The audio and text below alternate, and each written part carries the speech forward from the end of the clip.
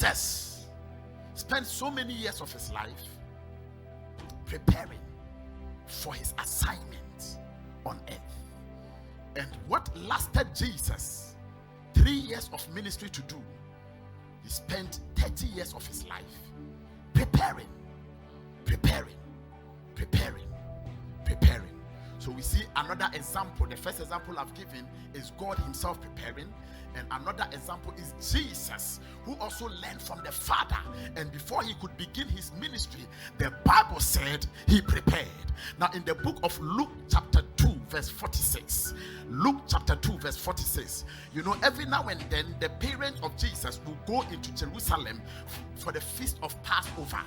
Passover was one of the important feasts in the nation of Israel and among the Jewish people. And every year, the Bible said they go there for the feast. Now, when they went for the feast and they were on their way home, they traveled all the way to Nazareth. And when they got there, Jesus was not with them. They have to travel back to Jerusalem to look for Jesus. And the Bible said it came to pass that after 3 days of looking for Jesus, they found him in the temple, sitting in the midst of teachers, both listening to them and asking questions. That's right.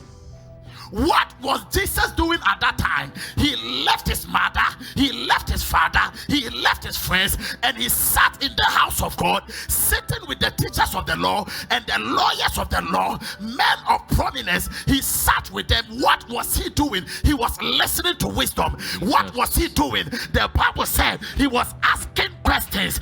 A child of 12 years old could sit with doctors, could sit with teachers of the law, could accompany and associate himself with that level of men in the society at that time.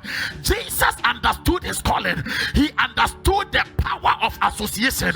And Jesus made sure that he will be associated with the lawyers and the teachers of the scriptures, to pour into his brains the wisdom of God, to learn the scriptures, to ask questions. And when you read further, let's read further. The Bible said, and all who heard him were astonished at his understanding and the answer. So when they saw him, they were amazed. And his mother said to him, "Son, why have you done this to us? Look, your father and I have sought you anxiously." And he said to them, "Why did you seek me? Did you not know that I must be about my father's business?" So what Jesus was doing there, Jesus didn't see it as a joke. He saw that preparing is a business. He saw that sitting in the house of God to listen and to ask questions was a business. Son of God, if you are not going to take it for a joke, but if you are going to take it for a business that will bring you profit,